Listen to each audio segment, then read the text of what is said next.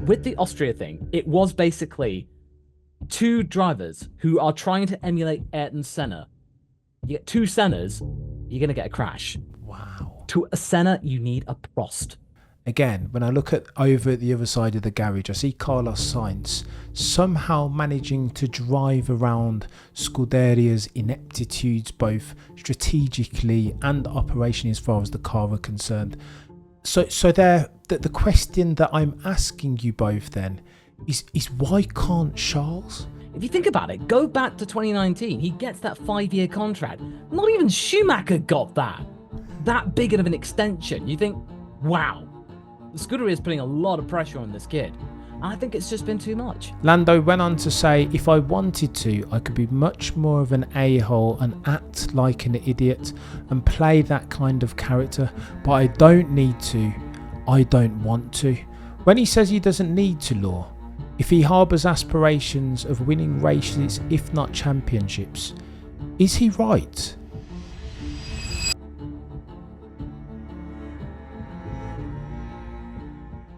Hello and welcome to another episode of the Shakedown podcast.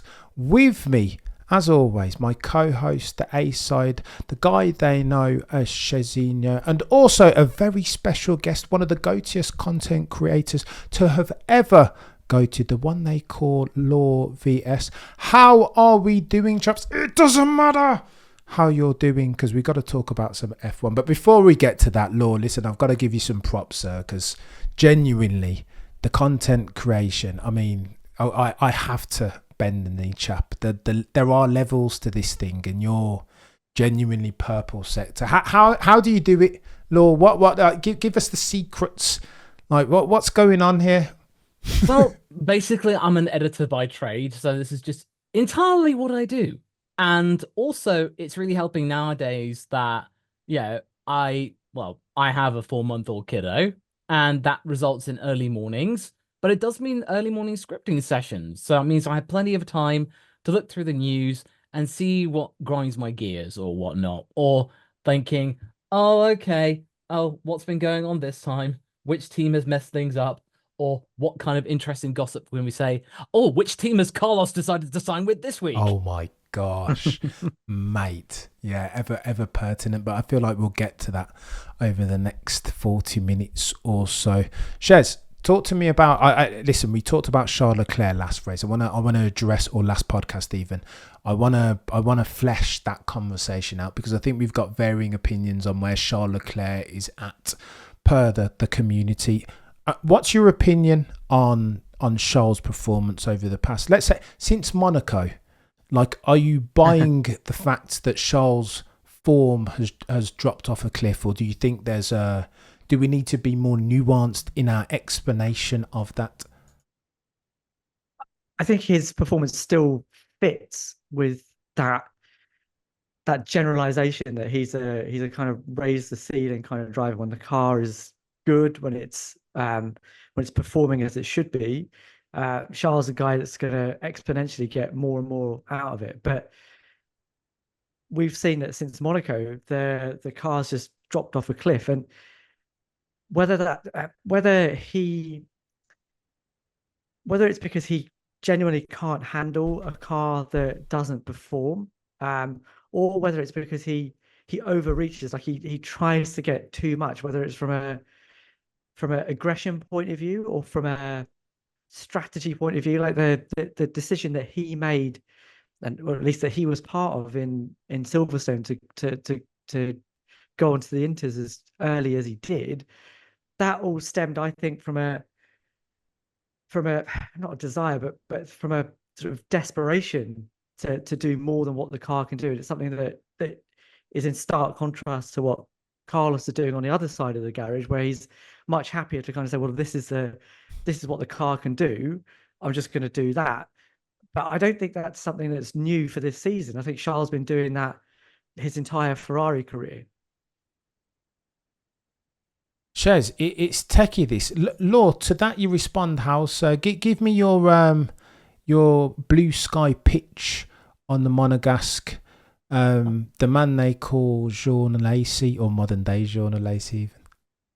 Oh, it's Well, the way I see it is that the SF24 began the season as a car which Charles was saying, oh, it's fixed all our issues, especially with low speed corners, and it's something I feel like I can work with.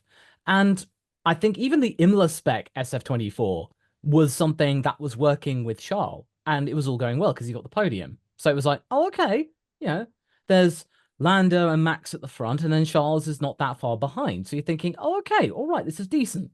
But then it just all went wrong with the Spanish upgrades. And well, I mean, I would say probably arguably even before then, just something went wrong after Monaco. And suddenly you get Fred Vasseur saying, oh, well, the reason why we got an issue is that we're finding with this current spec, we need to push things to the limits. And you go, hang on. You had it at the beginning of the season with Charles, who could work with that car.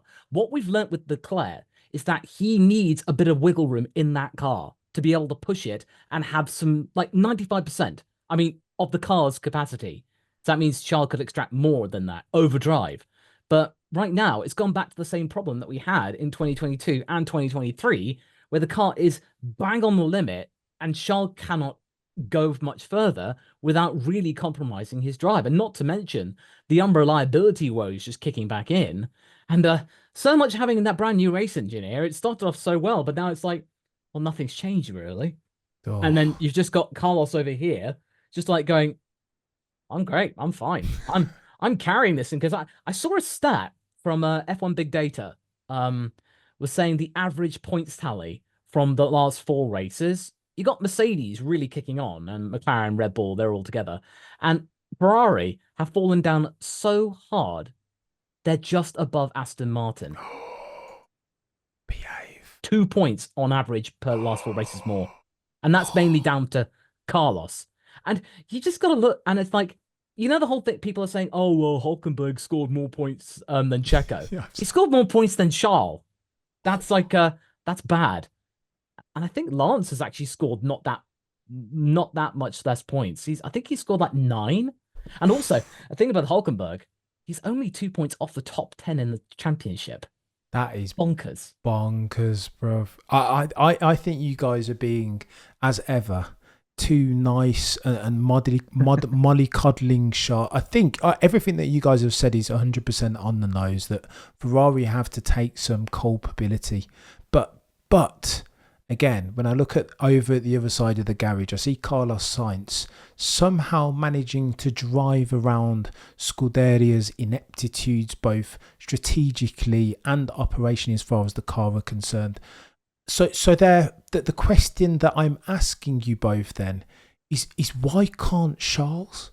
Like, what happened to his strategic assertiveness? Why can't he apply some semblance of common sense? And I don't know, in at Brazil a couple of years back, when they send him out on inters when it's not even raining in qualifying, why can't he say, no, listen, this sounds like F1 baloney. I'm not party to this. Why don't you put some slicks on? And then if it rains, I want to be on the right tire at the right time and we can do the inters. Why does Charles always find himself the biggest loser in this Ferrari ineptitude pie? Yeah, where the tires and mistimed pit stops seem to be a theme, right? I think it goes back to what Charles thinks he can do, like the sort of underlying mentality. Like he's gone from, I was in an Alfa Romeo, I was outperforming my teammate there. I got my promotion to Ferrari. I did what I needed to do against the 4-timer, and here I am now. It's my chance. I should be winning races. I should be winning championships. I should be up there fighting with Max. I know I can do it. I've been doing it my entire career. And he got a taste of that, didn't he? In 2022, at the beginning of the season, when Ferrari had a car that was able to challenge the Red Bull, Charles was right there. You saw the best of him. But as we say, as the performance of the car drops off, he drops off precipitously alongside it. And it's, for me, it feels like there's a difference in mentality between what Charles wants and what he can what he can do with the car versus what Carlos thinks and what he can do with the car. And Carlos is sort of, if you look at the sine wave of their performance, his performance is much flatter. The sine wave doesn't up and down as much as Leclerc's does, and you can see, like, so I did a little look at their percentage difference in terms of performance over the course of this season so far to date, right? And Leclerc started off in terms of qualifying pace. He had a little bit on Carlos right up until Great Britain, where to 3 decimal places they've just come down to the same amount, that the same difference in time, because Carlos just, it doesn't matter what the car is doing, he'll be pragmatic about what it can achieve and just get what the car needs to get out, what he can get out of the car and achieve the maximum. So that stat about where Charles fits in alongside sort of Hulkenberg and Lance Stroll and the rest of them, that I think is a function of the fact that rather than sort of being happy with the mean of the car, he has to do better. And it's whether that's strategy or it's a pushing the car too hard. It just stems from that desire to be at the front, fighting with the guy at the front, because that's where he thinks he should be. That's where he thinks Ferrari should be, and it's just not the reality right now. Oh dear. Look, let me ask you finally on Charles Leclerc. Do we need to give this chap some great? I mean, he's still young, and he's dealing with a very many F1 balls as far as the car's not where it needs it to be. The team aren't doing what they need to be. They make decisions at the wrong time. They do the wrong thing at the right time, and then it's all chaos. Do we need to? Should we give Charles Leclerc at this point in his career more patience, more time to become the driver that we think and hope he can be? Good question. I feel like this year really needed to be a statement toward Lewis. And this was meant to be showing that I can best Carlos. Carlos, he's nothing to me. And that I will give you a fair fight. Sure, he's mentioned that, I'm going to state that this is my team. But I'm ultimately thinking that maybe he does need this, that Charles does not need to be the focus of the Scuderia anymore. Because if you think about it, go back to 2019, he gets that 5-year contract. Not even Schumacher got that big of an extension. You think, wow, the Scuderia is putting a lot of pressure on this kid. And I think it's just been too much. I think he has the capability, he has the raw talent to do it, but he's just the focus. Because I remember when they were releasing the 2023 car, and everyone was like rapturous. The Tifosi were circling around Charles, and you think, that's too much. That's too much, and he's had that for so long. Even when he was in Prema and F2, the Tifosi were right behind him. I think he just needs a little bit of the limelight away from being the leader. But the problem is, though, is that Lewis Hamilton coming in, and the Lewis fans, Charles fans, bang. If there's team orders or some kind of spat, I think Lewis will do his best to say, lay off Charles. I've got him. I think he genuinely wants to be pals with Charles and help him out. Yeah, as in, like, they are doing their best right now to be diplomatic and get to know each other, especially their dogs, which is absolutely wholesome. They're trying their best to be, to really get to know each other. So that's good. But I do worry that something might happen and it might get ugly. I hope not. But maybe this might be for the best. Just Charles can just take a step back, don't have to be the leader anymore, and they're equals. So that means that might give him some wiggle room or breathing space in which to find himself and rediscover himself. And there's also the exit clause in his contract. At the end of 2027, if he wants to bounce, he can. That's the thing. Wow.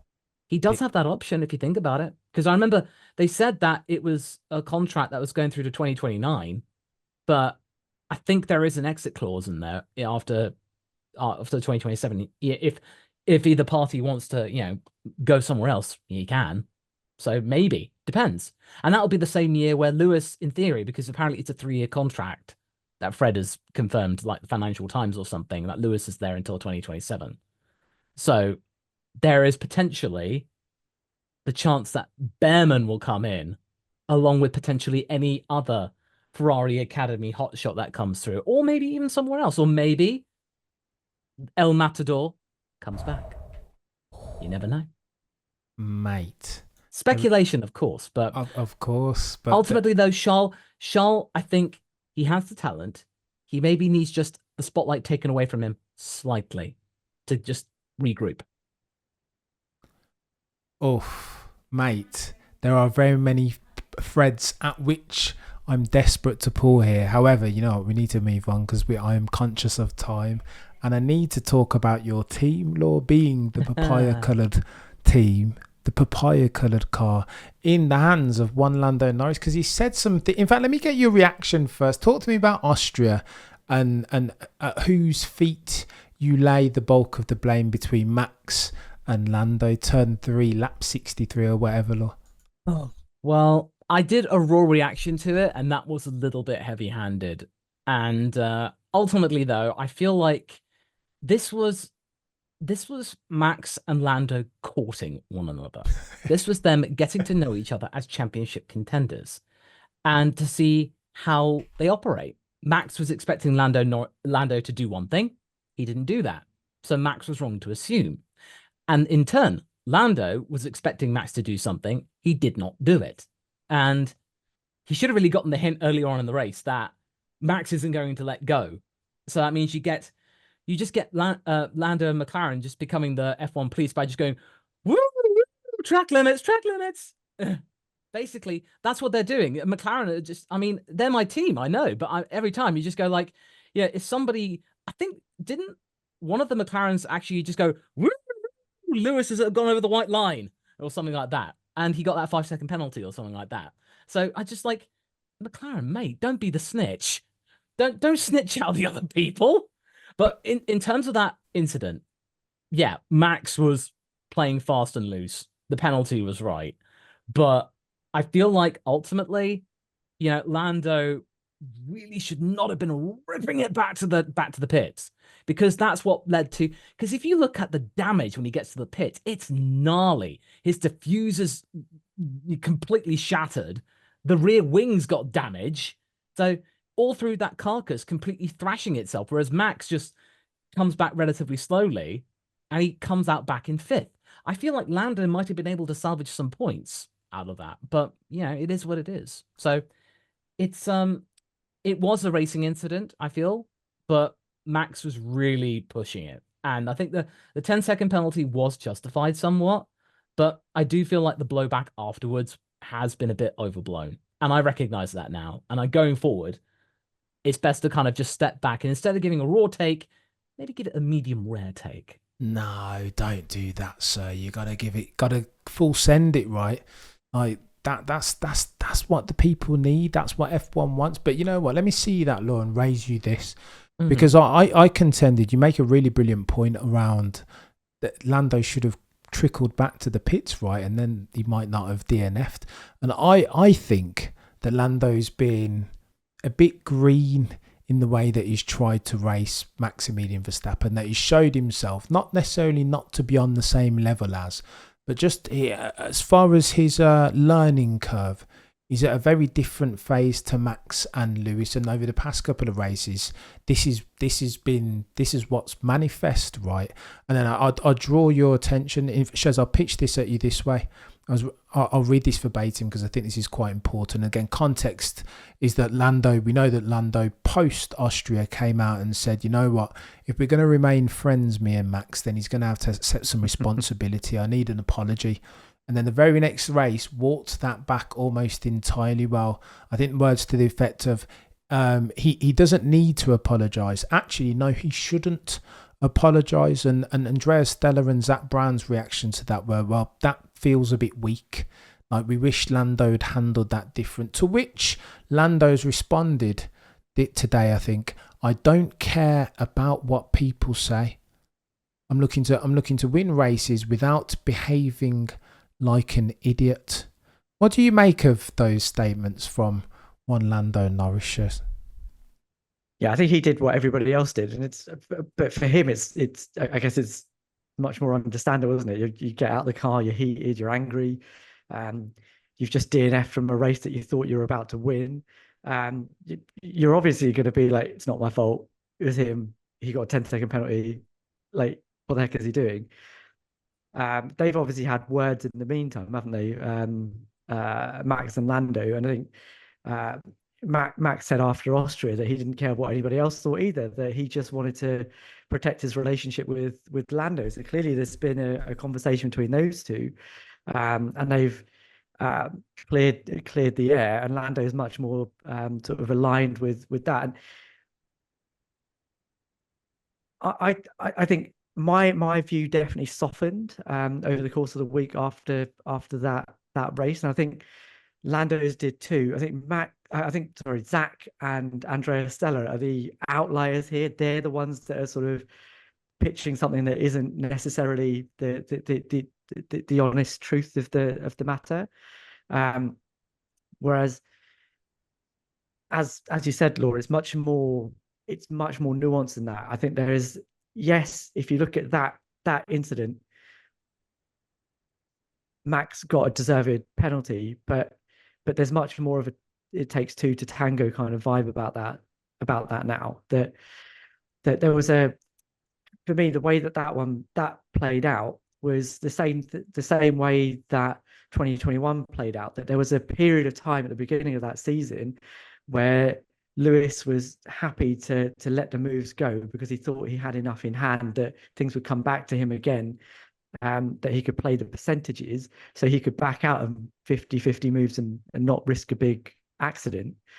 But then there came a point where a line in the sand needed to be drawn. And I feel like Lando felt that Austria was a time that line in the stand needed to be drawn.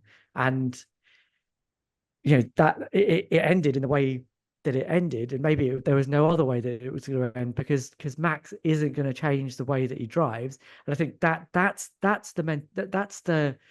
the fallacy that all of us need to get out of, that berating Max and saying he drives dirty or he does things in a way that isn't becoming of F1 is going to change the way he drives. It isn't. We've been saying this since 2016. He hasn't changed the way he drives. So it is up to other drivers to just change the way that they approach battling him and do what they need to do to get past him. It's a game. It's always a game, and he's given you the rules very, very clearly. You just need to play that game and beat him at his own game. I think by the end of 2021, Lewis had got that, and Charles Leclerc, having driven against him since their years as go-karters, has got that as well. Lando just doesn't. It's a language that he's learning right now. Oof. We're getting techie. Law, let me pitch this at you this way. Lando went on to say, if I wanted to, I could be much more of an a-hole and act like an idiot and play that kind of character, but I don't need to. I don't want to. When he says he doesn't need to, Law, if he harbours aspirations of winning races, if not championships, is he right? I feel like sometimes when you go through these championship fights, your personality does change. You just have to look through 2013 when Rosberg and Hamilton became teammates. It was all good. Then it all deteriorated to the point where Nico talks like Lewis holds the moon, whereas Lewis just doesn't give a hoot about Nico at the moment. Yeah, he's doing his best. But I'd like to just look in contrast to what was going on. And I just have to get into your way of a certain Oscar Jack Piastri. Oof. Oh my days. It's just look what happened when it comes to those track limits. Was he annoyed by it? Absolutely he was. Andrea Stella, Zach Brown were getting right behind them. He stuck to his guns and he still is. But seriously, that's the point. As in, this is high theater stuff here, Cam. Like it's you pitch it like it's high theater or something. Just a spotlight and a stage, and you're proclaiming the news and like for a highbrow performance and an audience. It's great. But it's true though. Oscar is still annoyed by the track limits and he's stuck with it. He's not gone, oh, the FIA is, they were right to punish me. They're saying, well, what about Albon? He had track limits issues or something. That's the thing. Oscar is keeps his convictions and he's maintaining a dynamic. And it's like, I just still can't remember the quote. They remember the quote last year. He got to drive James Hunt's car at Goodwood, and he said, "Oh, Oscar, that was a really good performance." So, well, yeah, I did drive James Hunt's car last week. Big balls. So it's Oscar Big Balls Piastri. And so, but that's the thing. I do feel like we are going to see more about people going, because this is the thing with the Austria thing. It was basically two drivers who are trying to emulate Ayrton Senna. You get two Sennas, you're going to get a crash. Wow. To a Senna, you need a Prost. You need the professor against, well, one of the greatest drivers of all time. You need somebody to basically, in order to beat Verstappen, you have to bamboozle him. You need to outfox the Max, the lion. You need Oscar just to kind of just go out hooker, and then Max is on the radio. How did he get past? What? And then GP say, just calm down, Max. Let's just get this on, please. It's like, no, I don't know what make. I don't know how. And it's just like, that's the way you got to do it. Like, Oscar just needs to. I think he's the guy. I will attest to that. I mean, I that's what I think. I just think Lando needs to cool his jets and just think on his feet. He needs to think. You need to outthink Red Bull if you want to get past them. Mate, gold. I love everything that you said just there. Listen, I could do this for like another 10 hours on Max and McLaren and Lando, but we've got to talk about Hungary. News has dropped today that Red Bull have bought one upgraded car for one Maximilian Verstappen, and they've made some changes, right? The inlet service is slightly different. The gun barrels aren't protruding at the back. No longer reminiscent is that car of Mercedes W13, 14. Shez, what do you make of this? Have they been listening to Adrian Newey? Again, rumour was that there was divergence as far as which design philosophy tree they should be barking up. Adrian wanted to take it more aggressive, sack off cooling. Vache and Balbo figured that what they would do was, again, concentrate on the cooling, and then Mercedes gun barrels at the back. Are we seeing Adrian Newey's influence as he leaves out the door still on the team and them affecting those changes, Shez? I think the main thing to think about updates that comes at any car right now is the overbody aero is interesting to look at, but it's probably not the main event.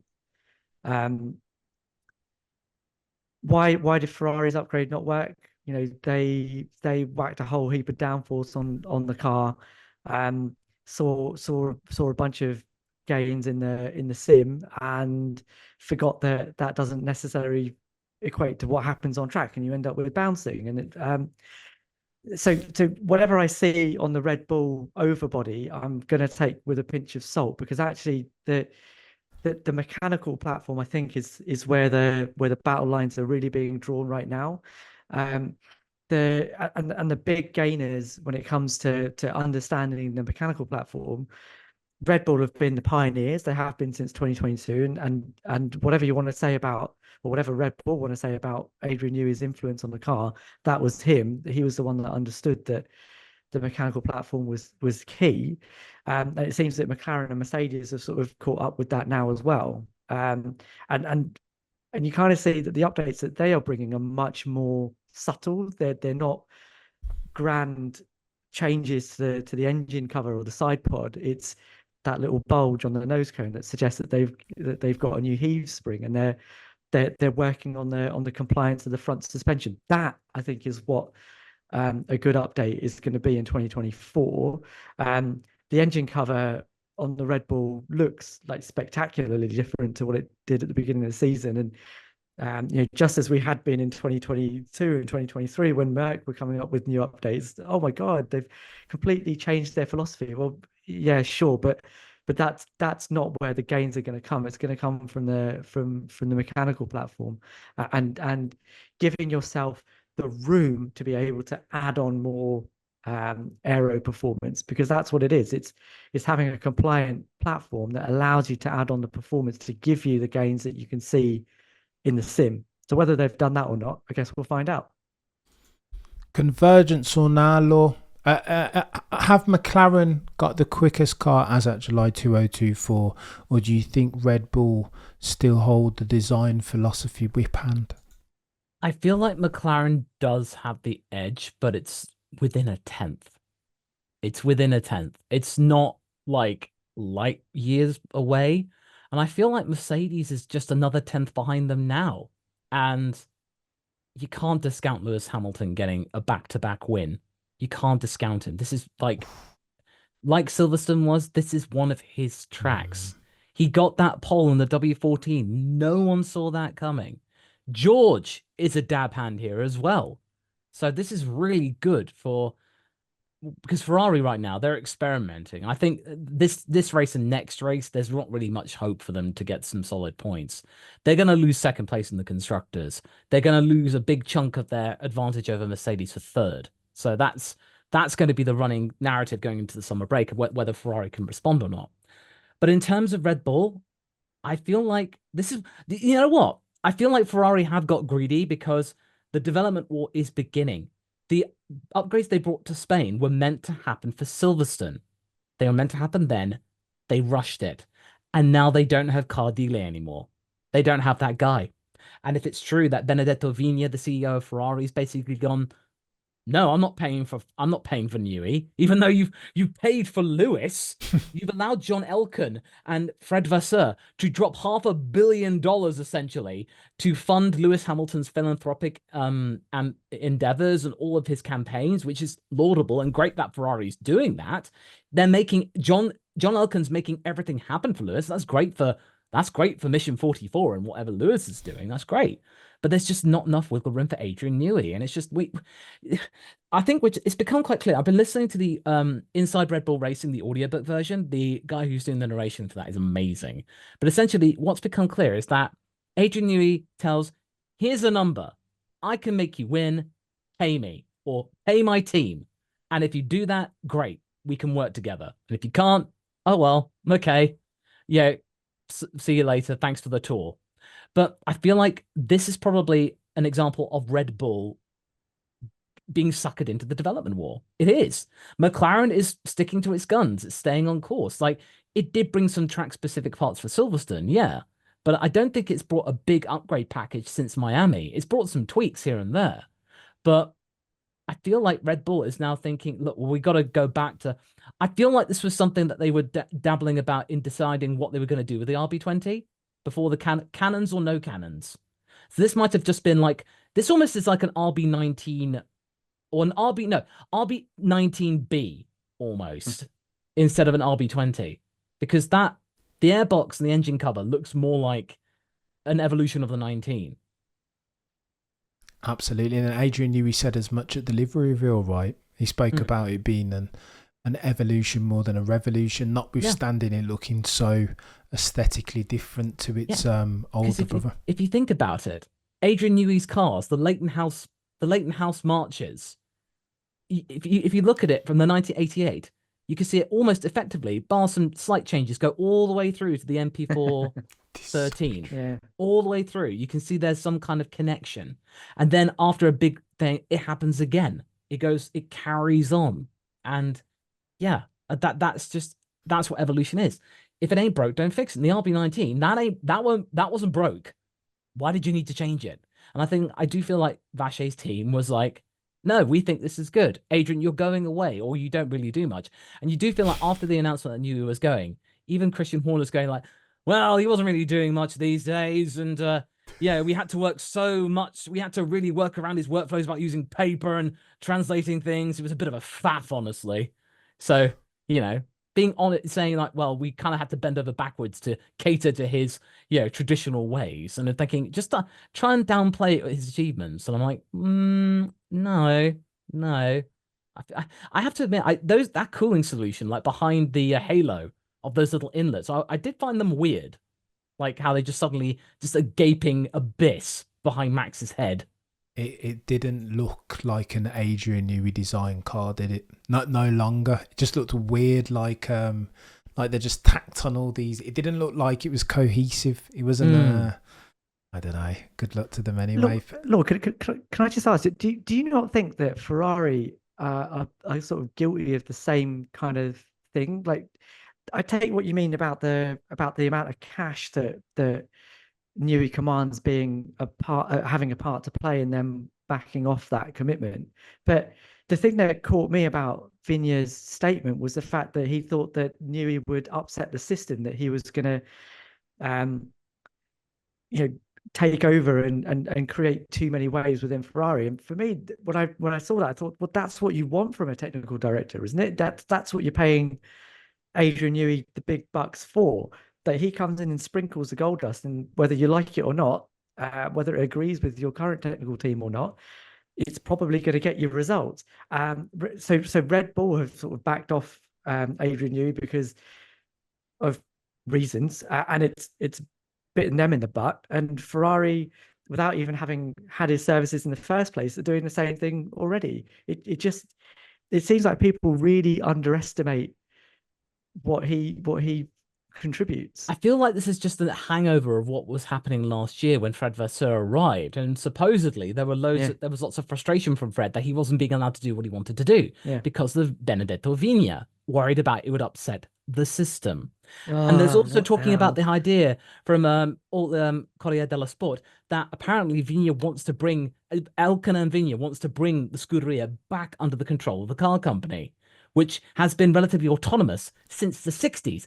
And it was Enzo Ferrari that mandated that autonomy because he didn't like doing the admin stuff. He was like, I want to go racing. Leave me alone. Just leave me alone. Let me go with the F1 team, all right? And yeah, it was Enzo Ferrari. You said yes. You said yes to that. And now, of course, the F1 team is making a lot of money. Ferrari, I mean, when Lewis arrives, it's going to be a $5 billion team. Once Lewis arrives, it's going to, I mean, it already added so much to Ferrari's stock price. I mean, it helped. It was one of their earnings announcements, but Lewis is a deciding factor. That team is going to be worth, you can add an extra bill to that valuation for Ferrari with Lewis being there.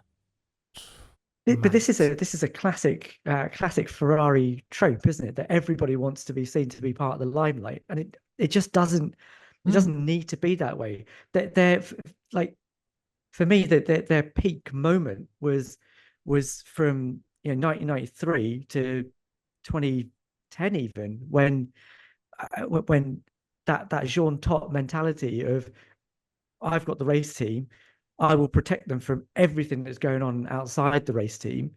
That mentality was able to flourish, right? And you could see how that was eroded away when Marchione came in and ended with sort of Mattia Binotto. And you kind of thought that with Elkann and Vigna that there was that separation was going to come back again. And I'm so disappointed that they're falling back into that again, because it's the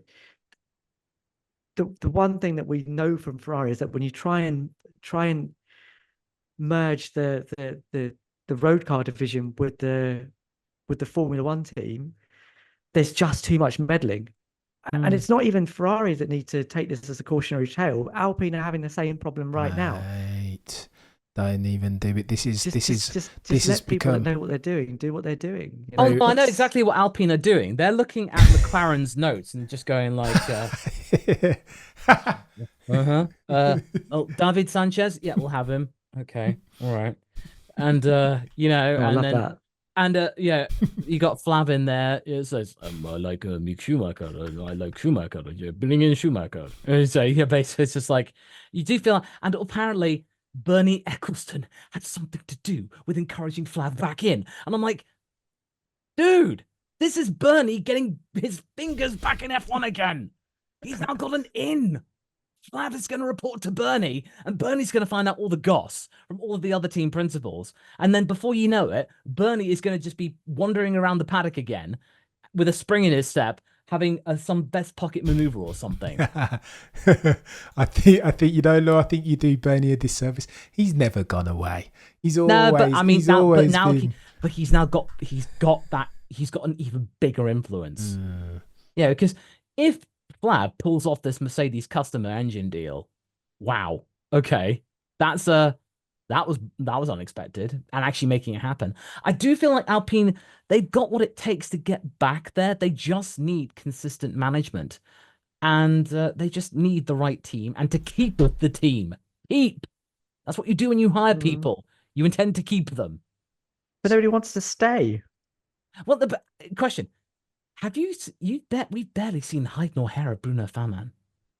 Barely heard from him anymore because Flav's there. They all just want to talk to Flav. Or if Clarkson's in the area shouting out his closest team, they'll talk to either Briatore or Clarkson, basically, when it comes to Alpine. Faman, I've barely seen him. Yeah, but Flav is a masterstroke, though, isn't he? Because it allows Yeah, it Faman to is. just sit in the corner and not say anything. Yeah, Like no, that's I the could thing, be the big because all bombastic, the stuff that he said has been really, really incendiary. brilliant. Like the Yeah, whole thing brilliant. about, after Ocon saying, "Oh, I wanted to sack him," but then the legal team of Alpine was like, "No, don't do that. Don't. Please don't." Because Ocon may come with lawyers saying, "You're denying my right to work." And now apparently there are reports coming in that Ocon was talking to Williams and Alpine blocked the move. Apparently. Wow.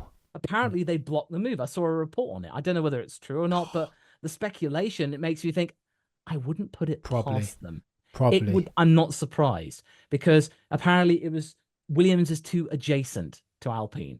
Wow. But yeah, you can end up at Haas, of course. That makes sense. And Haas People aren't. watching or listening, do fact check that. I could be wrong, but yeah, it's enough. It's food. It's food for thought. Mate, F1 is nothing if not chaos as at July 2024, and we will bookend it with this chap's driver silly season is peak oil, isn't it? I need you to give me, I'm going to ask you two quick fire questions since we're rounding third base. First, I want you to tell me Mercedes lineup as at 2024. George Russell and who, Law? My heart wants to say Mick Schumacher. It Oh, does. behave yourself. My heart wants to say. My heart wants to say that. Especially, he's carrying the 36 car in WEC. But okay, in reality, Carlos is doing the best he can. But ultimately, it really comes down. I mean, Toto's in no rush to make a decision, and it depends where Antonelli ends up in F2. If he can get himself up to the top 4, maybe. But realistically, I think Carlos might just have that edge, maybe. But then again, it's like, I think, does he really want to be a holding pattern driver? Because if Kimi comes in for 2026, they need a guy. Toto, how much does Hulkenberg cost to buy out? Oof. I would put Hulk in there if I could. But realistically, if all's going well, I think Kimi's going to be in that car. I think, but he shouldn't be. So in a way, I don't know. It's Carlos probably. Go on then, Shez. Same question, sir. Well, there's only sort of one proper free agent around that's particularly worth putting your money on, isn't it? It's Carlos, but Carlos is potentially going to have a couple of choices ahead of him again for like 1 or 2 year deals. It's either going to be that he heads off to Red Bull because they've had enough of Checo and they're finally able to swallow that 2015 nonsense. The Max versus Carlos angst, or Toto's going to realize that maybe fast tracking Kimi Antonelli isn't the thing to do, and perhaps Carlos is the guy to put in that car. I can't really disagree with Law on that one. I'm very shocked. I'm very shocked that neither one of you have said the name Maximilian Verstappen. I will be honest with you. I think maybe 2025 might come too soon. Yeah. But if you put a mic in front of Toto, the boy who cried wolf's face, each and every single time, he tells you how much his dying wish is to sign Max Verstappen. I think they'll roll out the red carpet and give that chap everything that they want, power unit included. Because ultimately he was the one that got away because Toto took too long. He was saying, you can try in our GP2 car for a couple of years, but then Helmut's there says, there's a Toro Rosso, go in there. But that's the thing. I feel like what Max will do in next year is like have just one eye on the Mercedes, just like, and just observe if this increase in performance sticks. He'll keep an eye on Mercedes. 2026, maybe. 2027, probably. Because you don't know what's going to happen with George. Yeah, 100%.